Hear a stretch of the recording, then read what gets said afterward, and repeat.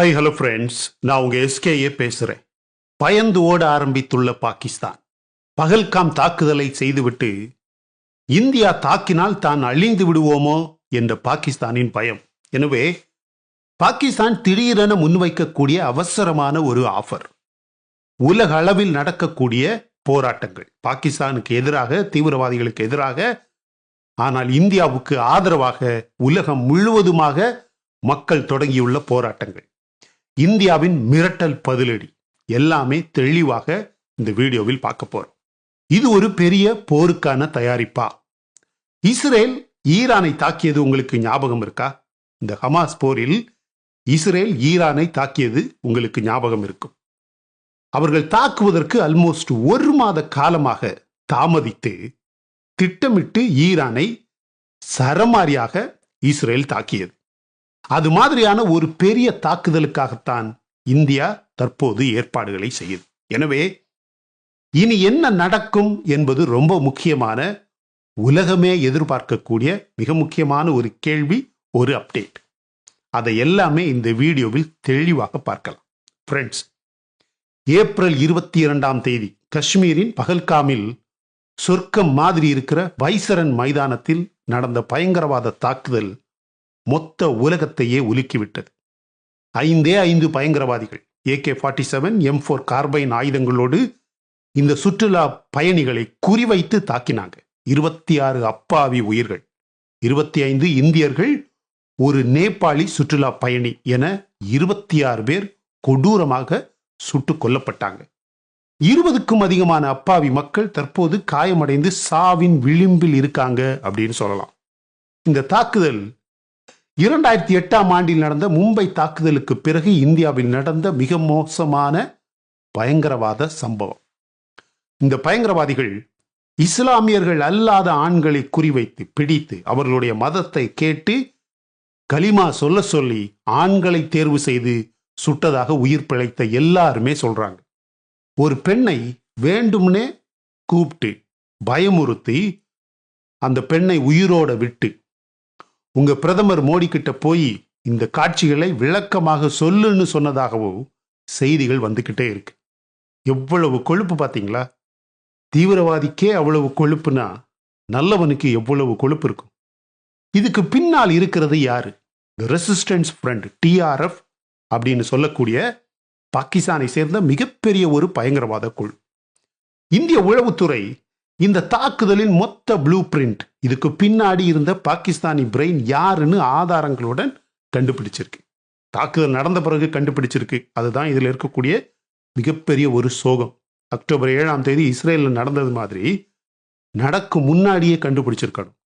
Hashim Musa alias என்கிற சுலைமான் உள்ளிட்ட பாகிஸ்தான் பயங்கரவாதிகள் இதன் பின்னால் இருந்து பெரிய திட்டங்கள் செய்ததாக கண்டுபிடிக்கப்பட்டிருக்கு. ஸோ இந்தியாவின் பதிலடி, இந்தியாவின் ரெஸ்பான்ஸ் என்ன? விசாரணை செய்யணும் அப்படின்னு திடீர்னு பாகிஸ்தான் சொல்லுது. ஏன் திடீர்னு விசாரணை பண்ணணும்னு சொல்றான்? அந்த கதைக்கு நம்ம வாரோம்.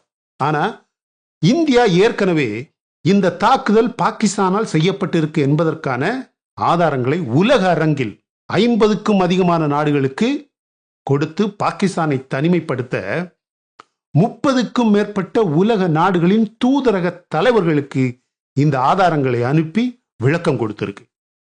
13 முக்கியமான உலக தலைவர்களோட நேரடியாக பேசி பாகிஸ்தானை ஏன் இந்தியா தாக்கணும் என்பதற்கான விளக்கம் கொடுக்கப்பட்டிருக்கு. இந்திய அரசு முக்கியமான முடிவுகள் எடுத்து மொத்த உலகத்துக்குமே தெளிவாக ஒரு விளக்கம் சொல்லியிருக்கு. நம்பர் 1, இந்துஸ் நதி நீர் இனிமேல் பாகிஸ்தானுக்கு கிடையாது. இது இந்திய வரலாற்றில் முதல் முறையாக இப்படி ஒரு எதிர்ப்பு வினை இந்தியாவால் பாகிஸ்தானுக்கு எதிராக செய்யப்பட்டிருக்கு. பாகிஸ்தானுடைய 90% விவசாயம் இந்த நதியின் நீரை நம்பித்தான் இருக்கு. 2வது ஆக்ஷன், வாகா பார்டர் மூடப்பட்டிருக்கு. 3வது, சார்க் விசா திட்டம் முழுமையாக நிறுத்தப்பட்டிருக்கு. 4வதாக, இதுவரையிலும் பாகிஸ்தான் குடிமக்களுக்கு கொடுக்கப்பட்ட அனைத்து விசாக்களும் ரத்து செய்யப்பட்டிருக்கு. 5வதாக, பாகிஸ்தான் தூதரகத்தில் இருந்த இராணுவ ஆலோசகர்கள் அவசரமாக வெளியேற்றப்பட்டிருக்காங்க. இதோட சேர்த்து INS விக்ராந்த் விமானம் தாங்கி கப்பல் பாகிஸ்தான் கடற்கரைக்கு அருகில் 600 முதல் 700 கிலோமீட்டர் தொலைவில் அரேபிய கடலில் போருக்காக தாக்குதல் செய்வதற்காக நிறுத்தப்பட்டிருக்கு. ரஃபாலே, சுகாய் சு-30 MKI போர் விமானங்கள் எக்ஸசைஸ் ஆக்ராமன் பயிற்சியில் ரியல் டைம் வார் சிமுலேஷன் இப்ப நடந்துகிட்டு இருக்கு. INS சூரத் கப்பல் MR சாம் ஏவுகணைகளோட தயாராக நிற்கு. இந்தியா மிகப்பெரிய ஒரு போருக்கு தயாராகிவிட்டது மை டியர் ஃப்ரெண்ட்ஸ். ஆனா இந்த தீவிரவாத நாடு பாகிஸ்தான் இப்ப பயந்து ஒரு ஆஃபரை முன்வைக்குது. பாகிஸ்தான் பிரதமர் ஷரீப் சொல்றாரு, இன்னைக்கு காலையில நடுநிலையான வெளிப்படையான ஒரு விசாரணைக்கு தயார்னு சொல்றாரு. நேற்று வரைக்கும் நாங்களும் தாக்குவோம்னு சொல்லிக்கிட்டே இருந்த இந்த பாகிஸ்தான் இந்தியாவின் ராணுவ படை மற்றும் ஆயுத நகர்வுகளை பார்த்ததுமே ஒரு விசாரணையை வேறு வழி இல்லாம கேட்கிறான். நடுநிலையான விசாரணையை கேட்கிறான். இப்ப இருக்கக்கூடிய மிக முக்கியமான ஒரு கேள்வி, இந்த ஆஃபரை இந்தியா நம்பணுமா அப்படின்னு கேட்டா வாய்ப்பே கிடையாது. இந்தியா சொல்றது ஒரே ஒரு விஷயம்தான், பயங்கரவாதத்துக்கு எதிராக இந்தியாவின் பதிலடி, இந்தியாவின் அட்டாக் தீர்க்கமாக இருக்கும். இந்த தாக்குதல் இந்தியாவில் மட்டுமல்ல, உலக அளவில் கோபத்தை கிளப்பி இருக்கு. நேபாள் தலைநகர் காட்மண்டுவில் இன்று காலை தொடங்கி பல ஆயிரக்கணக்கான இந்து மத நேபாளிகள் பாகிஸ்தான் தூதரகம் எம்பசி முன்னாடி போராட்டம் நடத்த ஆரம்பிச்சிருக்காங்க. பாகிஸ்தான் பிரதமர் மற்றும் ராணுவ தளபதியின் உருவ படங்கள் உலகம் முழுவதுமாக எரிக்கப்படுது. பாகிஸ்தான் கொடியை கிழித்து தீயில் எரிய விட்டு பாகிஸ்தான் வெளியேறு, இந்து மத உயிர்கள் முக்கியம் அப்படின்னு நேபாள், ஆஸ்திரேலியா, UK என பல நாடுகளில் பெரிய பெரிய போராட்டங்கள் வெடிச்சிருக்கு மை டியர் ஃப்ரெண்ட்ஸ். கோஷங்கள் நடக்குது. இந்த தாக்குதலில் இந்துக்கள் மட்டுமே குறிவைக்கப்பட்டதாகவும் மதத்தை கேட்டு சுட்டதாகவும் உலகம் முழுவதுமாக போராட்டங்கள் வெடிக்க ஆரம்பிச்சிருக்கு. நேபாள அரசும் பாகிஸ்தானுக்கு எதிராக நடவடிக்கை எடுக்கணும் அப்படின்னு மக்கள் கோரிக்கை மற்றும் கோஷங்கள் எழுப்ப ஆரம்பிச்சிருக்காங்க. போலீஸ் பாதுகாப்பு அதிகரிக்கப்பட்டு பாகிஸ்தான் எம்பசி மூடப்பட்டு அந்த பாதைகள் மொத்தமாக மூடப்பட்டிருக்கு. ஆஸ்திரேலியாவின் மெல்போர்னில் ஆயிரக்கணக்கான இந்தியர்கள் ஃபெடரேஷன் ஸ்கொயர்ல கூட்டமாக கூடி பாகிஸ்தானே பயங்கரவாதத்தை நிறுத்து, பாகிஸ்தான் ராணுவம் பயங்கரவாத ராணுவம் அப்படின்னு சொல்லி கோஷங்கள் எழுப்பி பெரிய பெரிய போராட்டங்களை செய்யறாங்க. லண்டனில் பாகிஸ்தான் எம்பசி முன்னாடி இந்தியர்களும் யூத மக்களும், இஸ்ரேலின் யூத மக்களும் இணைந்து போராட்டங்கள் செய்யறாங்க என்ற வீடியோக்களும் போட்டோக்களும் வைரலாக ஆரம்பிச்சிருக்கு. உலகம் முழுவதுமாக போராட்டங்கள் வெடிச்சிருக்கு மை டியர் ஃப்ரெண்ட்ஸ். பாகிஸ்தான் ஒரு பயங்கரவாத தொழிற்சாலைன்னு குற்றம் சாட்டி UK அரசு பாகிஸ்தான் தூதரை திரும்ப அனுப்பணும் அப்படின்னு அங்க போராட்டங்கள் நடக்குது. முதலாக ஐநா பாதுகாப்பு சபை இந்த தாக்குதலை மன்னிக்க முடியாத பயங்கரவாத செயல்னு கடுமையாக கண்டிச்சிருக்கு மை டியர் ஃப்ரெண்ட்ஸ். பயங்கரவாதிகள், ஸ்பான்சர்ஸ், ஆயுதம் மற்றும் பணம் கொடுப்பவர்கள் எல்லாருமே தண்டிக்கப்படணும் அப்படின்னு ஐநா சபை இந்தியாவுக்கு ஆதரவாக பேசியிருக்கு. ஆச்சரியமான ஒரு விஷயம், ஐநா சபை, அதிலும் ஐநா பாதுகாப்பு சபை முதல் முறையாக தீவிரவாதத்துக்கு எதிராக பேசியிருப்பது. இந்தியாவுக்கு உலகளாவிய ஆதரவு இருக்கு அப்படிங்கிற ஒரு விஷயம் தற்போது தெளிவாயிருக்கு. பாகிஸ்தான் இப்ப பதறுது.